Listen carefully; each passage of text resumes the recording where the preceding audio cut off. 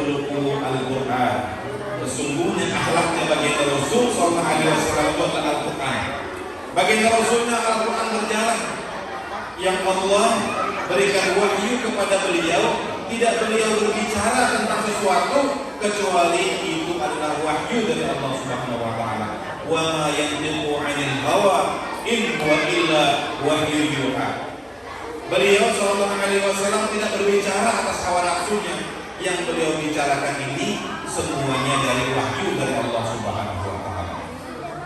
Jadi Pak, tingkah laku baginda Rasul ini terpelihara. Kalau saya lihat temanya ini, ya Ustaz Yahya ya, temanya ada dua aja nih. Akhlak beliau, kemudian cinta kepada Rasul sallallahu alaihi wasallam. Kita gambarkan bagaimana akhlaknya baginda Rasul. Akhlaknya baginda Rasul ini digambarkan sebagai akhlaknya Al-Qur'an. Contohnya, beliau sallallahu alaihi wasallam ketika beliau datang ke kota Taif. Kota Taif, tahu Taif ya Pak? Sudah ada pernah pergi ke Taif? Taif itu dari Purnasarijaya Jaya itu ke sebelah baratnya, terus lagi, nah terus ke barat lagi, terus barat lagi. Dari Purnasarijaya Jaya kayak Kasapa, terus lagi. Nanti Bapak sampai turunnya baru naik pesawat. Ketika beliau datang ke Taif, tujuannya untuk berdakwah, tujuannya untuk memberikan manfaat kepada orang yang ada di kota Taif itu.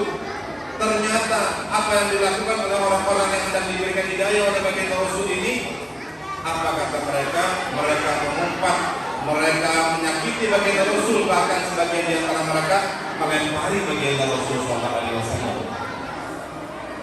Beliau pergi meninggalkan kota Taif dalam keadaan luka fisik beliau, luka batin beliau. Kota apa tadi adik-adik semuanya? Ini yang tadi Acok bilangin, Acok. Nah, bilangin temannya sebelahnya temannya. Kota apa tadi? Nah, nggak jadi dapat uang ini. Perhatikan ya. Tadi peraturannya tidak boleh bicara dengan mulut. Begini aja. Jadi kalau mau ngobrol,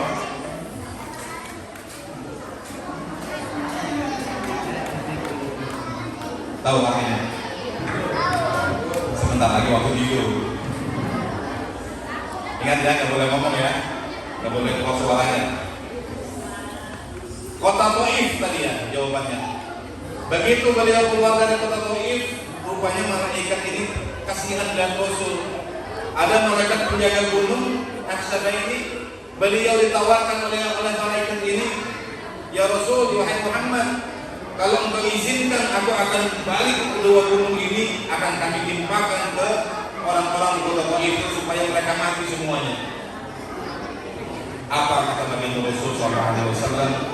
Aku masih berharap nanti di antara anak keturunan mereka itu ada orang-orang yang menjadi penyembah Allah Subhanahu wa taala. Jadi anak-anak kita ini Pak, kalau mereka datang ke masjid, mereka ribut sedikit, gak apa-apa.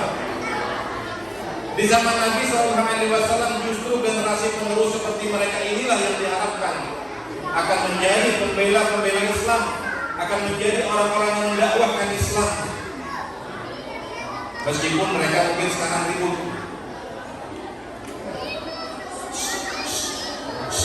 Ayo.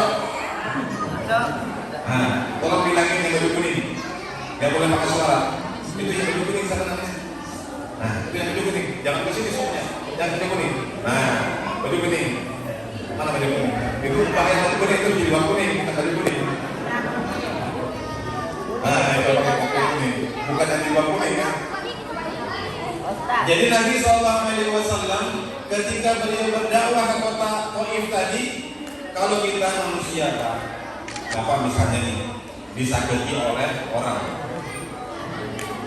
Pak Sekar misalnya disakiti oleh, mau dipukuli misalnya oleh warga karena misalnya terlambat sedikit, padahal kita kadang-kadang pelayan ini Pak, pelayan masyarakat ini, saya terus terang pelayan masyarakat juga ini di PDAM. perusahaan daerah air minum. Ditanya order. Kadang-kadang dimaki-maki orang lah. Padahal kita kurang tidur malam-malam kadang-kadang.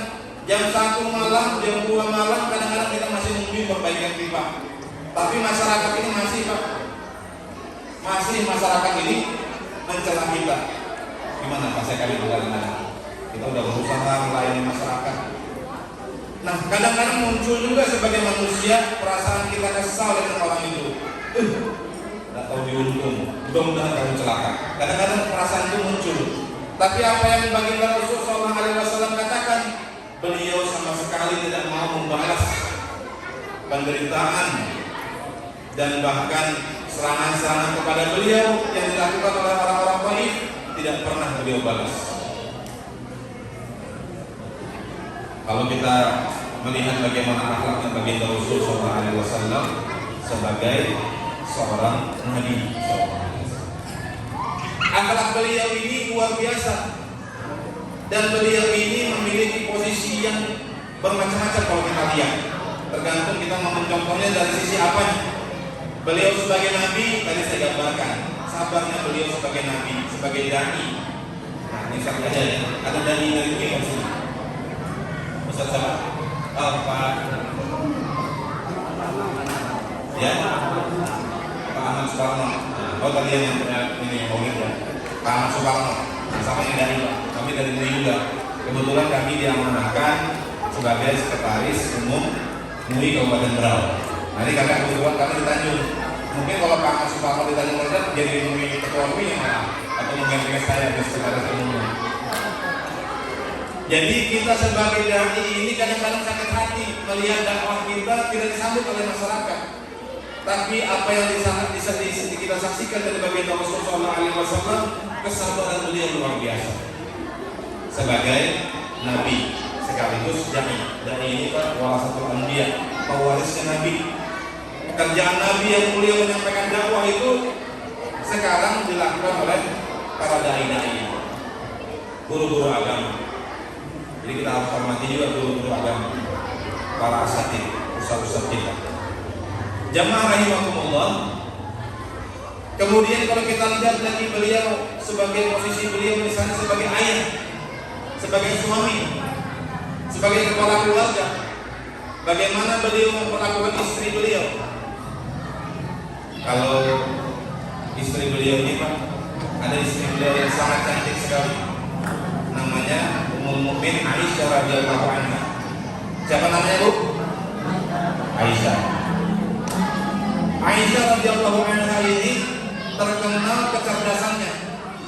Jadi para sahabat kalau mau belajar tentang ilmu rumah tangganya baginda Rasulullah SAW, bertanya kepada Ummul Mukminin Aisyah. Sampai kemarin ada lagunya ya. Ya, ada yang apa nggak lagunya? Di radio lagunya kemarin ya, Aisyah. Saya juga nggak apa. Kalau ibu-ibu sini apa nggak tuh? Ya, oh nggak apa katanya. Apanya apa dong? Jadi kalau seorang perempuan yang dipuji oleh baginda Rasul, istri yang dipuji oleh baginda Rasul kecantikannya adalah salah satunya Ummul Mukminin Aisyah radhiyallahu anha. Dipanggilnya dengan panggilan kesayangan. Ya Umayyah, wahai yang kemerah-merahan.